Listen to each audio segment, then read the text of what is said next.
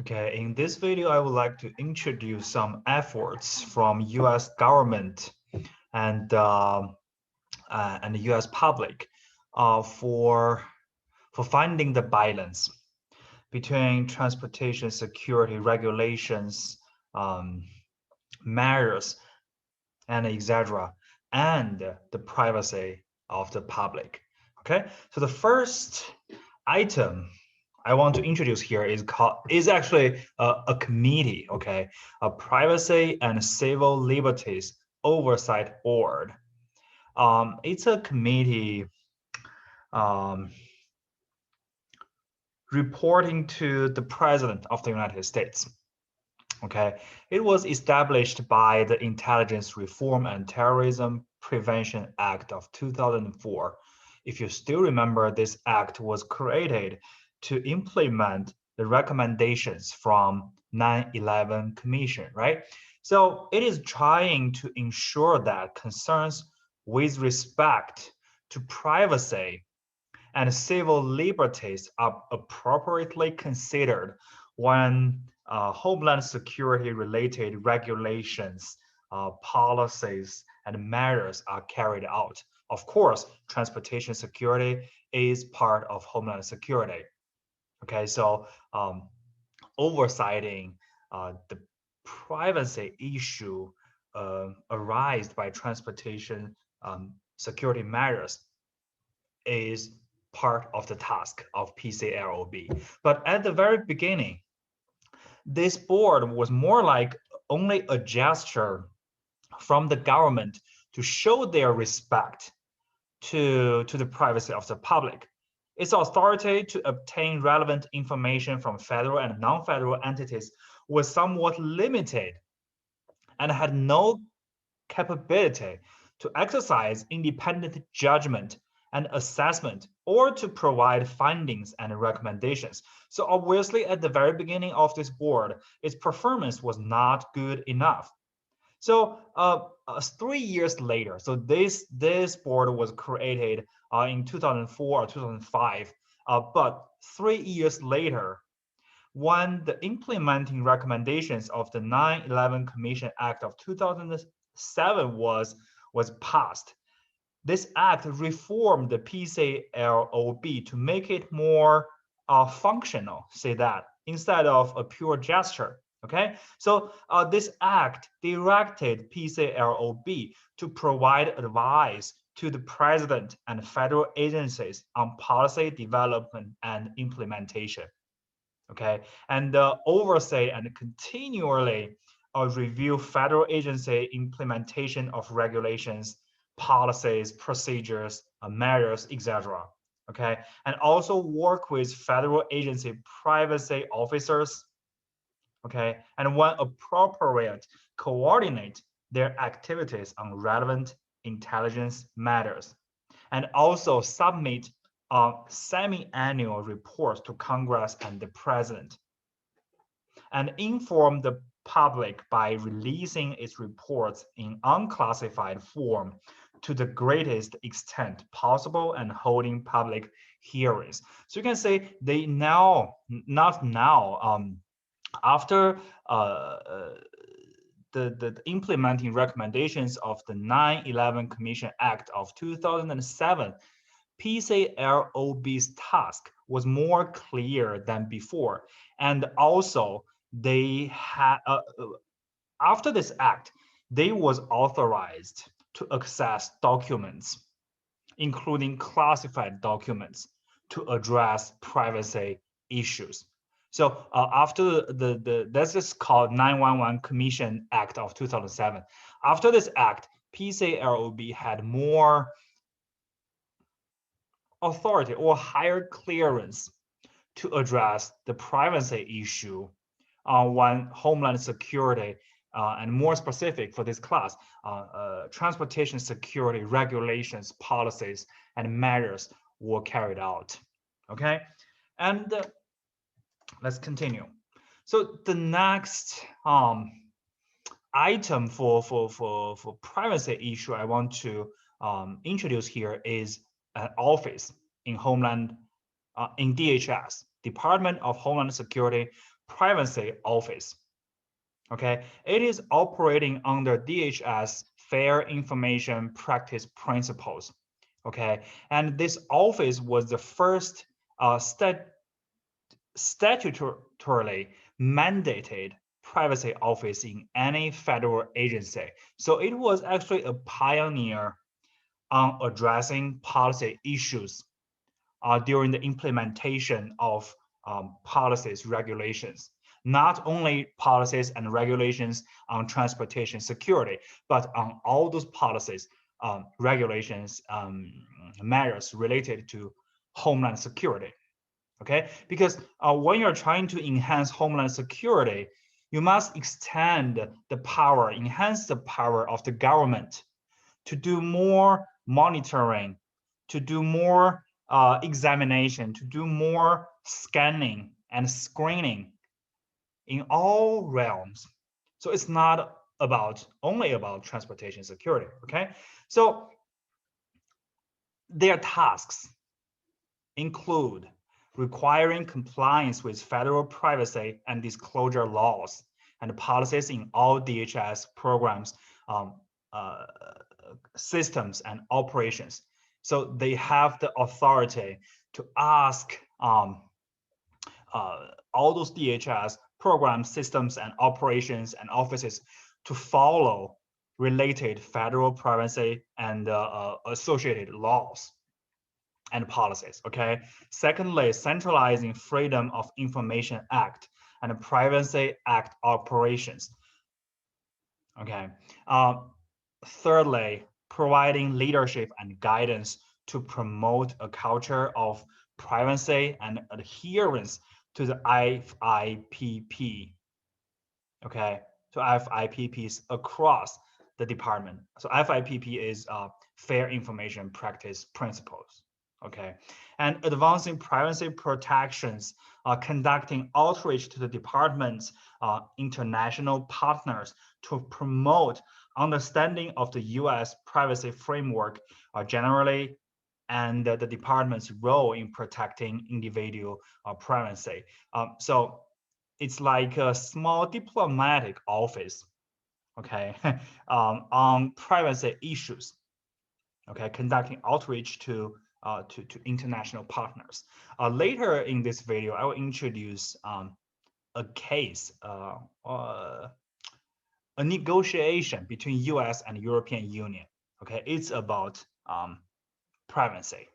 Okay, and ensuring transparency to the public through published materials, reports, formal notices, public workshops and meetings. So this privacy office of DHS is not like the board we mentioned before. Okay, it's a formal agency of DHS focusing on addressing privacy issues. Okay, one homeland security associated policies, regulations, matters are carried out. Okay, so the privacy office, okay, conducted a series of privacy compliance reviews of DHS programs, okay, including those concerning CBP's automated targeting system and the 2001 United States European Union Passenger Name Record Agreement. I just mentioned this, right? That negotiation between the United States and the European Union. Okay, so for the rest of the video, I'm going to talk about these two cases on privacy. Okay, on privacy related to transportation security. So the first one is CBP's automated targeting system. Okay, so this system is actually a decision support system.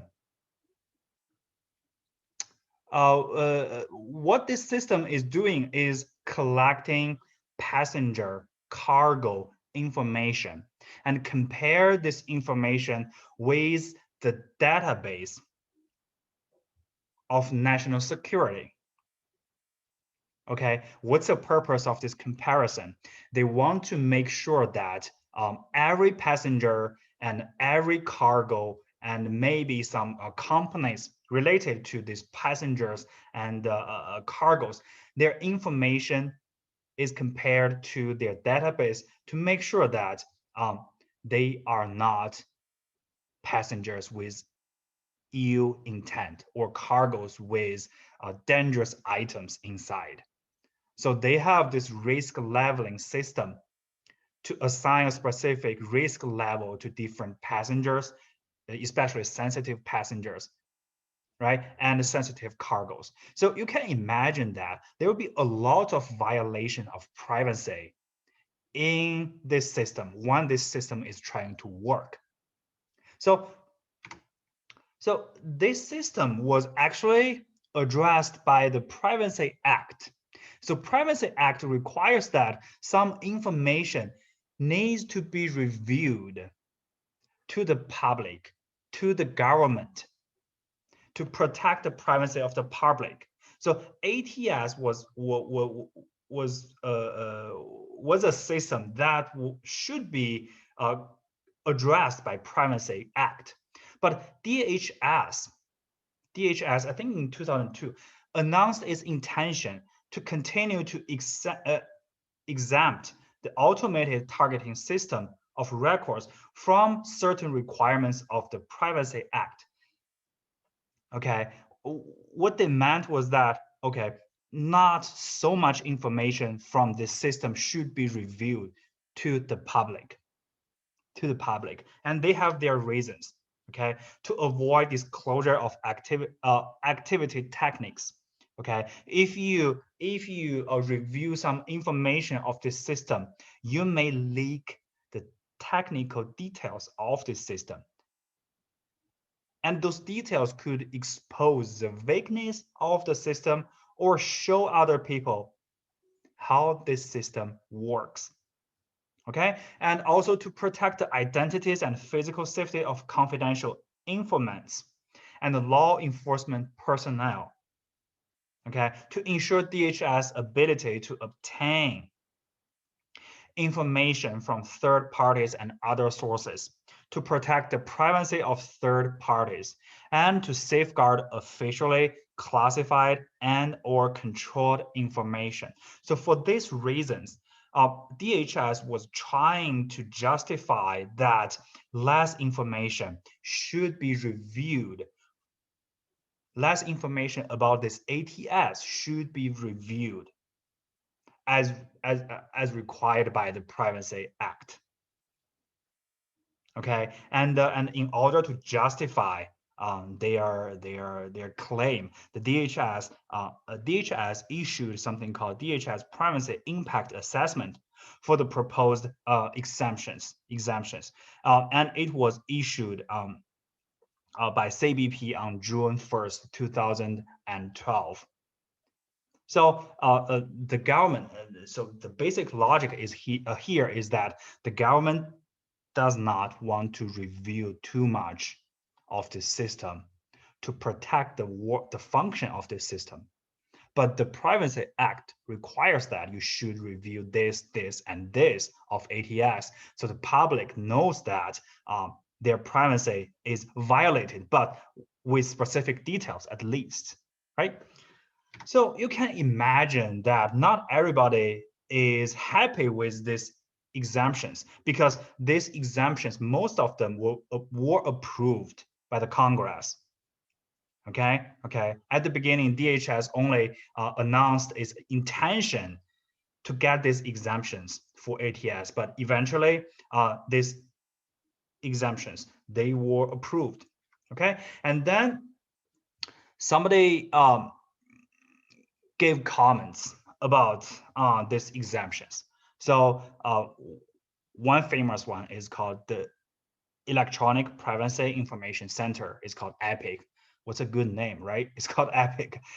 It's an independent nonprofit research center, works to protect privacy, freedom of expression, and democratic values. So obviously their ideology is against any program that could violate the privacy of the public. So of course, they were against the exemptions of ATS systems. Okay, so I quote their a paragraph from their report, from EPIC's report. The ATS privacy impact assessment, which is assessment used to justify these reasons for exemptions, right? So this assessment does nothing to ameliorate, okay, concerns about the impact of the automated targeting system. So in fact, the privacy impact assessment makes clear that the program should not continue.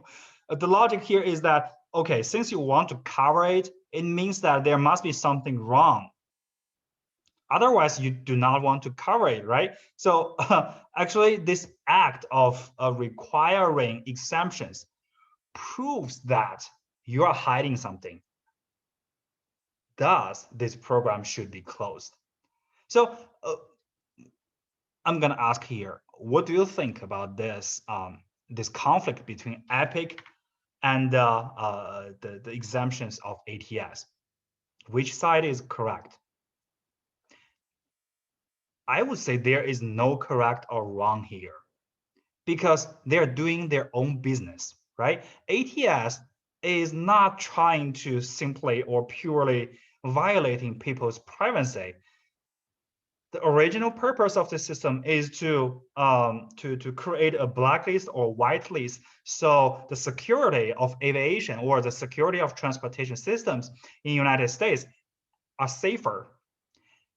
In that name, some privacies should be sacrificed. I would say that, right? As long as the sacrifice is not too much, and the government should have some say privilege to hide the information related to this system to make sure that the system is working well, right? On the other hand, you cannot say EPIC is just trying to start a saying for this, because they're actually protecting people's privacy. So you can see here, there is always balance between privacy and security, homeland security related policies, regulations, and measures. Okay, so in the end, I think the result is that those exemptions, they were approved. Okay, and also the people's right of free speech was also protected, because EPIC had the chance to express their own ideas. Okay, so that's the tricky part here. There is no perfect solution. There is always compromise. Okay, so now let's talk about this agreement between United States and European Union. So the full name is US-EU Passenger Name Record Agreement. So what is PNR, Passenger Name Record? It's a record kept by airline companies. In this record, each passenger's name, destination, ticket information, the price of the ticket, and even the communication between this passenger and business representatives from airline companies is recorded in this PNR. So you can imagine how sensitive it could be. Okay, so under the Aviation and Transportation Security Act of 2001, ATSA, we have mentioned this act multiple times in this class, right? Each air carrier operating passenger flights to and from the United States, okay, was required to transfer personal data contained in the carrier's PNRs to US security officials. Okay, so this this specific regulation under ATSA is specifically for international aircraft, right, to and from United States. So it means this policy is not only applying to US citizens, but all passengers who are using an airplane flying from United States or to the United States. So there must be this international, let's just say, not a actual international conflict, but dissatisfaction from other countries or political entities. And the European Union was one of them, and was the biggest one of them, of those countries and political entities. Because European Union is a super country, we call it a super country. It operates like a country, but it's a combination of dozens of European countries, right? So in 2004, of course, the European Union was not happy about this because they claimed that this regulation violates the privacy addressed by European Union laws and their member countries' laws. Okay, so in 2004, CBP issued a set of undertakings indicating how the agency would process and transfer PNR data on flights between the EU and the United States. Okay, so actually the negotiation between US and European Union on this PNR regulation started before 2004. Okay, in 2004, CBP issued a set of undertakings indicating, explaining how the agency would process and transfer PNR data on flights between EU and United States. So to increase the transparency here, but obviously that was not good enough. And after so many years, okay, so European Union expressed their concerns on this regulation right after 2001, and not until the end of 2011, okay, there was no agreement. So it means that an agreement was eventually signed by EU and US by the end of 2011. So they achieved an agreement on this privacy violating regulation from ATSA. Okay, specific agreement or a specific content of this agreement includes PNR data may not be used for the prevention, may only be used for the prevention, detection, investigation, and prosecution of terrorism and certain transnational crimes. For example, drug trafficking, human trafficking, drug trafficking and human trafficking. Okay, PNR data may be retained for 15 years for terrorist-related offenses and 10 years for other transnational crimes.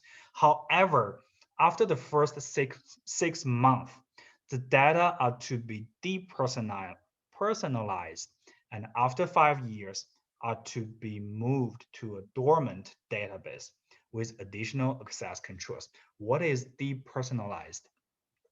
It means that they should erase any information, not necessarily erase, they should mask any information that can be used to identify a specific person. For example, your name, right? And your date of birth, because there could be multiple persons with the same name, right? But if you cross-reference name and date of birth, then you can just narrow down the circle, the big circle, to a very small one. Maybe before that, with a name, you can find thousands of people within a country. But if you cross-reference that with a date of birth, then maybe only several hundreds can be identified. So it's a decrease of circle from thousands of people to hundreds of people, right? So name, date of birth, including others such as your home address, right? So those that information can be used to identify you. So they should be erased or at least masked. okay, to depersonalize. You will say if that information is masked, how do they create database? So when you're creating a database, you don't have to have specific information for each sample in this database. Okay, even you cannot recognize who is who, but this database can still be created, can still be used for statistical analysis. So it's still useful, not as powerful as before, not as powerful as a database with specific records of your name, date of birth, home address, but still working. Okay. So PNR data is to be transmitted under a clear set of rules with the push method. So under which airlines submit the data to CBP rather than having CBP directly access airline reservation systems. So this is actually trying to reduce the power, to weaken the power of CBP for grabbing data actively and directly from airline companies. Okay, and in addition to the depersonalization of PNR data, personal data are protected by providing passengers with a means to access their PNR, request correction of any inaccurate data, and seek administrative and judicial redress. It means that you should provide opportunity for each passenger to review their PNR data. If there is correction, if there is mistakes, or the passenger is not okay with sharing the data they're looking at with US officials, at least they have an opportunity to express that, or even start a lawsuit, right? And also data sharing is to be limited to only those countries that offer a high level of data protection, and is to be done only on a case by case basis. So data sharing should be limited. So this is actually a very interesting case. Okay, why is it interesting? Because this case is about a small conflict between two countries, or between two powerful political entities on this planet, about a regulation on transportation security. Specifically, this regulation is discussed because it's about transportation security, and it is somewhat violating people's privacy. Okay, so in the end, you can say, again, it's a compromise. It's a compromise. European Union allowed PNR to be used by US government with some limitations, with some rules. On the other hand, United States did not insist on the original plan for PNR. Okay, they negotiated with European Union to work out this specific agreement, so they can collect the data. And on the other hand, they made European Union feel that at least some efforts were made to make sure privacy is violated as less as possible, as less as possible. Okay, so yeah, this is I just introduced some items, instruments, or cases related to passengers or users' privacy when transportation security regulations and policies and measures are carried out. So you can say it's about art of compromise. Okay, and passengers, users should know that, and governments should know that. Okay, you always need to sacrifice a little bit privacy for your safety. Okay, and for those who cannot bear that, uh, they may refuse to use aviation vehicles, right? Like I mentioned in the last video, a lot of people they do not they're not willing to travel using aviation anymore because they think that their privacy has been violated seriously by the government, and it's unbearable, right? So I would say, I'm not saying they are not doing wrong, but I would say different people have different tolerance, different levels of tolerance. That's a wonderful part of this world, right? Diversity. But yeah, as long as you have to deal with transportation systems, uh, more or less, you have to uh, bear the violation of your own privacy. Okay.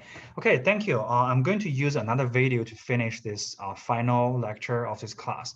Okay. I'll just stop here. Thank you.